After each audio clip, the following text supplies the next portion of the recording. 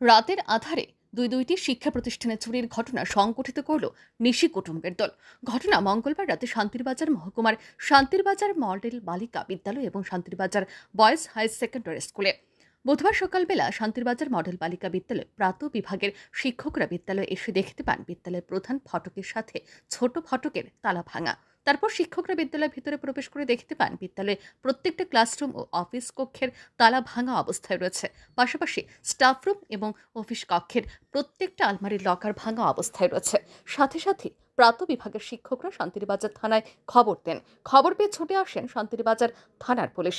Computer, laptop সহ বিভিন্ন গুরুত্বপূর্ণ সামগ্রী থাকা সত্ত্বেও চোরের দল আলমারির লকার ভেঙে শান্তিরবাজার মডেল বালিকা বিদ্যালয়ের ছাত্রীদের কাছ থেকে ফর্ম ফিল আপের জন্য সংগ্রহ করা 50 থেকে 55 হাজার টাকা চুরি করে নিয়ে যায়। এদিন শান্তিরবাজার মডেল বালিকা বিদ্যালয়ের এক শিক্ষক এই সংবাদ জানান।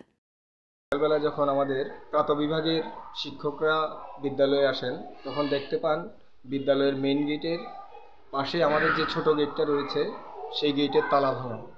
তারপর স্যাররা ভেতরে ঢুকে দেখতে পান আমাদের বিদ্যালয়ের প্রধান শিক্ষিকার কক্ষ, আমাদের অফিস কক্ষ, প্রাত বিভাগের অফিস কক্ষ এবং আমাদের বিদ্যালয়ের স্টাফ রুমের প্রত্যেকটা দরজার তালা ভাঙা।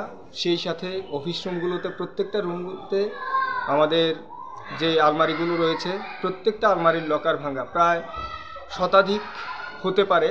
এদিকে একই রাতে শান্তিরবাজার বয়েজ হাই সেকেন্ডারি স্কুলেও দুঃসাহসিক চুরির ঘটনা ঘটে। চোরের দল বিদ্যালয় অফিস কক্ষ এবং স্টাফ রুমের তালা ভেঙে বিভিন্ন সামগ্রী চুরি করে নিয়ে যায়। একই রাতে শান্তিরবাজারের মতো জনবহুল এলাকায় অবস্থিত দুটি বিদ্যালয় চুরির ঘটনাকে কেন্দ্র করে জনমনে ব্যাপক চাঞ্চল্য ছড়ায়। চুরিকাণ্ডের তদন্তে নেমেছে শান্তিরবাজার থানার পুলিশ।